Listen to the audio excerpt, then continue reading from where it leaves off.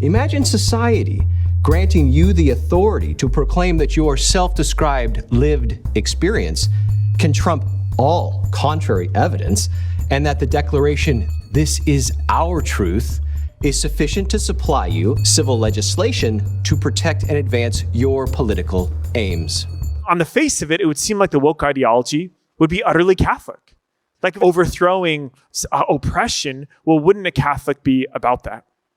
The implication of that is that we're tending towards this utopia, and everything's going to be judged the past by this current future state where things are perfect. Imagine a world with no objective rationality below and only a utopian intersectional sky above. A world in which winning an argument is as simple as silencing your opponents, and silencing your opponents is as simple as calling them dirty names. Do you have friends who are woke? Are you able to? What does woke mean? What does woke mean? I've already asked you that, but yeah, I think it was this. I'm just saying, my memory is so bad, but there was a singer who had a refrain in some song saying something about "stay woke, and then Democrat. What's the least I need to do to be woke in your book? That's a good question. Yeah, what's the least I would need to accept of woke doctrine for you to be like, yeah? Because I think a lot of time I talk about this, people say, define what you mean. Like, right. What do we mean? I mean, George Floyd is obviously when most people started really hearing and thinking and talking about it. Trayvon Martin, I think that's when BLM movement really came on the scene. So then what's the difference between being aware of social injustices and wanting to rectify them, which all Catholics ought to do, and the bad kind of work that you want to talk about? Historically, it has its roots obviously in, well, I think the fallen man, obviously, but. So, what does it mean to be woke? Well, classically, it means to be awake to oppressive realities. Whoa. Now, to me, that seems crazy. Not only not Catholic, it seems un-American. Tolerance never works both ways, right? Amen? I am so tired of your liberal church in America. We're not going to take your inclusive language. You have nothing to offer. There's nothing you have that anybody wants. It's my right. You have no right to destroy that. Live your falsehood. Live your lies. Leave us alone. We know what you think, and we know what you want, but you'll never get it. Am I bitter? No. But I'm being realistic. And I am not going to listen to what you have to say. Oh, Angelica, you're getting rather violent now. We're just tired.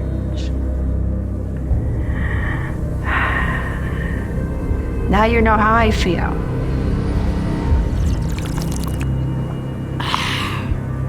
Very sorry that it has to be like this. But it has to be. Good day. Conspiracy theories really are not bad at all. A conspiracy, what the word really means, it's to breathe with one another. That's what it means. Con with spirare, which means to breathe together. Now, notice in the news, it's all this talk about the number of cases. But we're not hearing any more about the number of deaths, why we've learned how to treat this. And some doctors are just pushing back against the science and saying, hey, there's already available medicine that actually treats this really effectively well. So if you want to get a burger in New York City, you cannot go out and get a burger in New York City. You cannot go out and get a burger in New York City. Go to the VAERS website, go to the Japanese Ministers of Health, look at their studies, what's going on there, the blood clotting issues.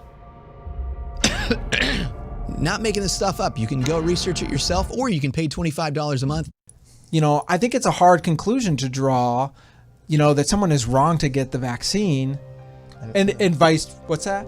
I didn't say that. I don't think you made the right choice. That they didn't make the right choice? That they've made the wrong choice getting the vaccine? I think that's a hard conclusion to draw.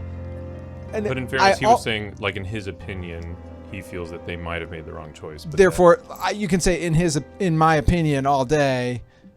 Anyway, I did get vaccinated. You did? Yeah, I have. I think I'm out of here. Oh my gosh. That's hilarious, Pete. Hilarious. They required her to get a COVID shot. Oh my goodness. It's a woke school, It's a very woke, run by Mercy Sisters. It's a woke school. She refused. Good woman. So, no more job. You're talking to a guy here who doesn't like to inject things into his body unnecessarily. I don't even take a flu shot every year. I'm not an anti-vaxxer. I'm not a conspiracy theorist. But, I know doctors who don't take the vaccine. And once again, I'm not a conspiracy theorist, but... What if you were 75? I'm only 63. I'm rolling the dice again and hoping for the best. We know, for example, that the COVID vaccine, over 50,000 deaths were caused by the vaccine. You can see how there's something kind of fishy here.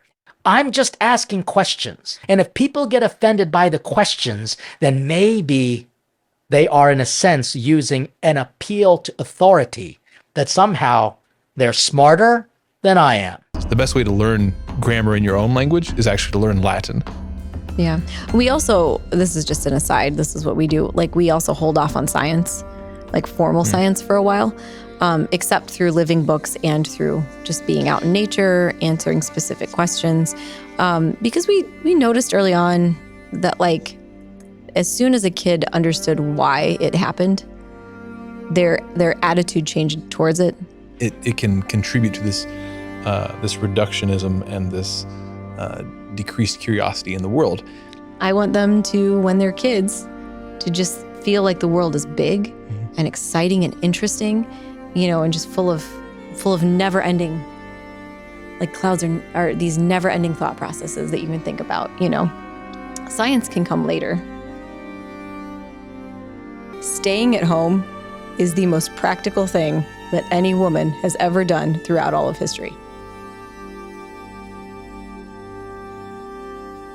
People are giving far more credence to feelings than to reality. Yeah, actually, it's a physical impossibility to change your gender. You can't change your gender. XO will always be the male chromosomal pattern. XX will always be the female, no matter what you add on or cut off. DNA does not lie. We're just fed this ideology, and they were basically told to serve it. And when you serve an agenda long enough, you come to have an affection for it. You come to love it, as it were. Maybe you think it puts you on the right side of history. Once you've come to love an ideology, then you come to know it. That is to say, rationalize it. All this and more defines contemporary progressive ideology, also frequently referred to as wokeism or being woke. Human dignity strongly recommends the use of capital punishment. If you kill someone, we will kill you back. Some popes, even other people in the Catholic Church, have suggested that the death penalty is evil, which is just insane. It makes me feel ashamed to be a Republican. It makes me feel ashamed to be a man. Okay, it makes me feel ashamed to be a Republican. It makes me feel ashamed to be a man. How about you just be a man, for crying out loud? God created men. He created us with different, each gender, there's only two, with special characteristics. And from the beginning, listen, here's the deal. God created the patriarchy. So if you don't like it, get out of the church. Quit pretending you're a Christian. Listen, men are supposed to be courageous. You know the old famous joke is like, well, wait till your dad gets home. He's the one that's going to be the enforcer. Where'd that come from? Oh yeah, that's right, from the gender. We let the women run our lives. Women wearing the pants in the relationship. Our Catholic Church itself has become so feminized. The church itself has been emasculated. There's that old cartoon called The Flintstones. Oh, right. We had it on for a minute before my wife and I were like, this is feminist trash. You've got two bitchy women dominating two dopey men. And both my wife and I were horrified. Men can really tell the difference because obviously we know what other men act like and like, you know, look like and sound like. And so I know when a man's voice is being pitched. You know, so like I can definitely hear that was a man, you know. I think there's something about fellas, we enjoy doing something while we converse. Yeah. I didn't realize you could get sick off cigars. Yeah. And a lot of fellas don't realize that until they do get sick. Isn't it funny? We're so arrogant, aren't we? Like, we are so arrogant. I know personally to be a father, it obviously requires me to have relations with my wife, right? You know, if you're attracted to the same sex, I think in some cases it would impede on some of the masculine heart that's required to serve God and his church. And, you know, I went with my first wife to see a priest to get married. And he said no. That was something that was really important to me, that the church said no to my marriage. Like, you know who doesn't struggle with transgender ideology? Farmers. People who want you to refer to them by a preferred pronoun that doesn't reflect the reality of who God created them to be. I've got this person who I've been friends with, and all of a sudden they come in and they're like, I'm they now. And you're like, they now? What are you talking about? And I'm telling them, you know, it changes how we interact with them. So to use a pronoun that is contradictory to reality is to speak untruth. God said, let us make man in our image. He's the only one that gets to use a plural for his personhood, okay? Everybody else doesn't get to do that.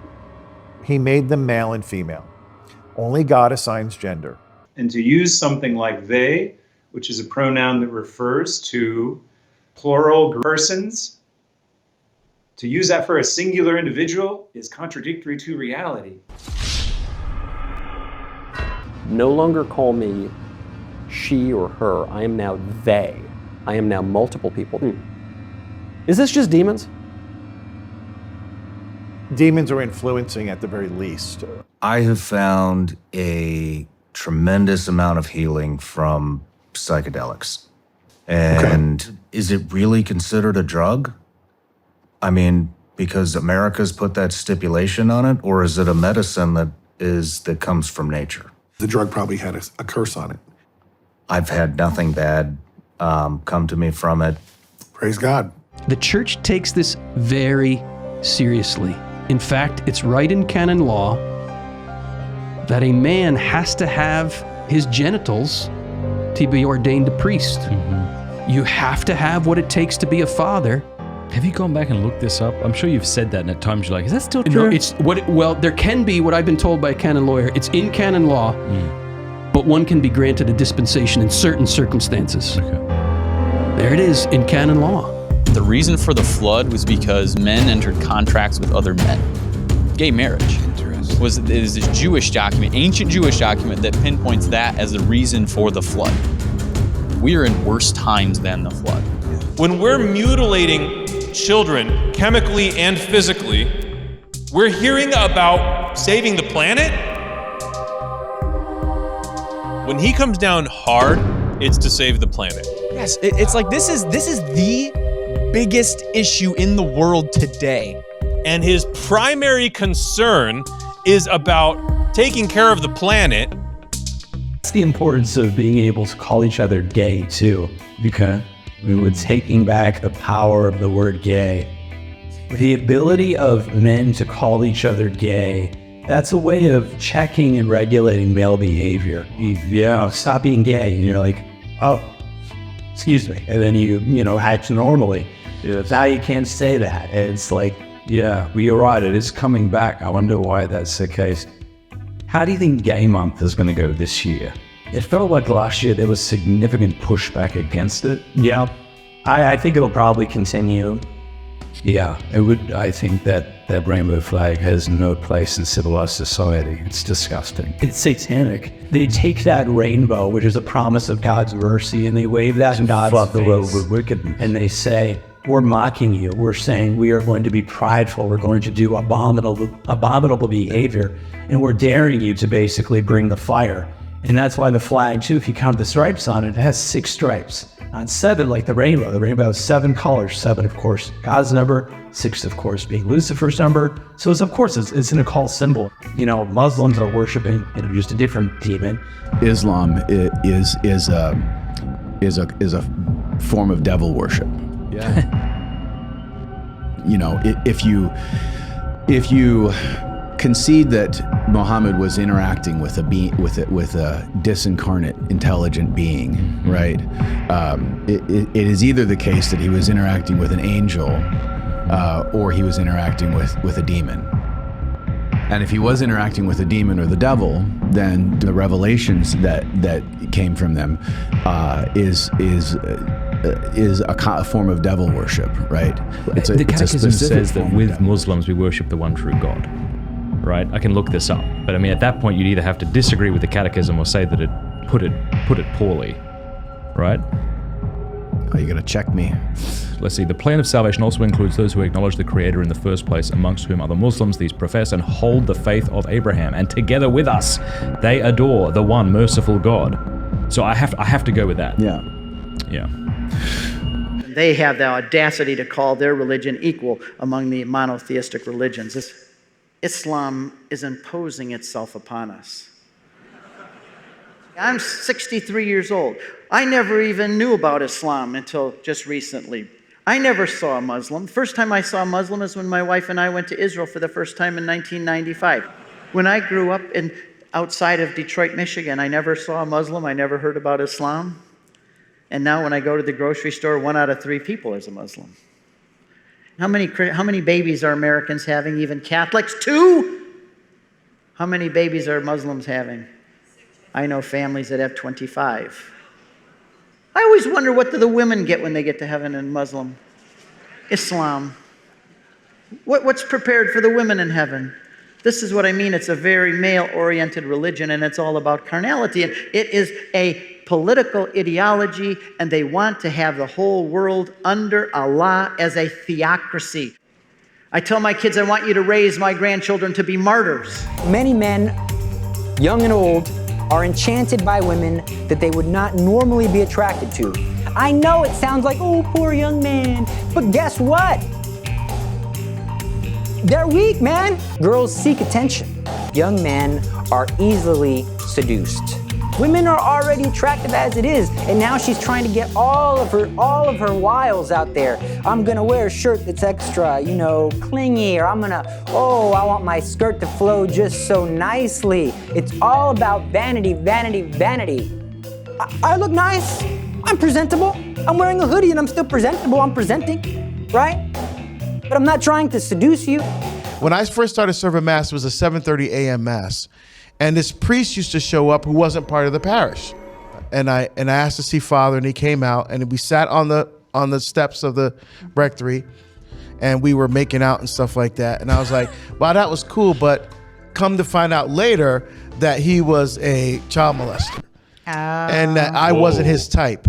The fact that a priest can be in mortal sin and still consecrate the Eucharist, still provide absolution in the sacrament of confession, still confer the various sacraments, the fact that that can happen in mortal sin for that priest. To think what those hands can do just blows my mind. Does that taint the consecration? And my understanding is that it does not.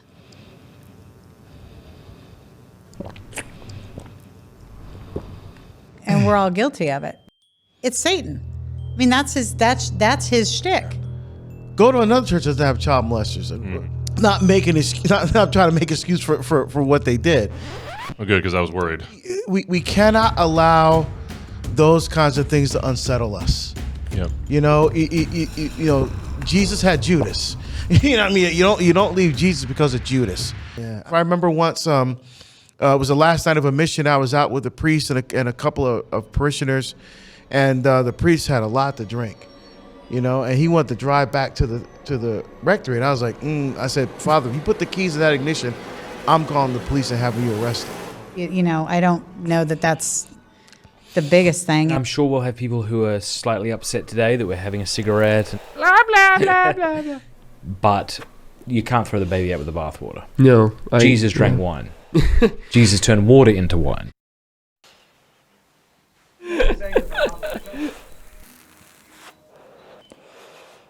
Infallibility simply means without error. But when we talk about it in the church, we're specifically talking about faith and morals. It doesn't apply to, social recycling. It doesn't apply to the environment. And of course, then there's geographical influences, because if a pope was brought up in a different socioeconomic or political environment than the other, the other pope, you have to kind of look at what their ideologies may be. They're teaching heresy is what they're doing. Correct. So that has nothing to do with infallibility, has nothing to do with authority. What do you think the Catholic response should be to gun violence? What should we do about gun violence?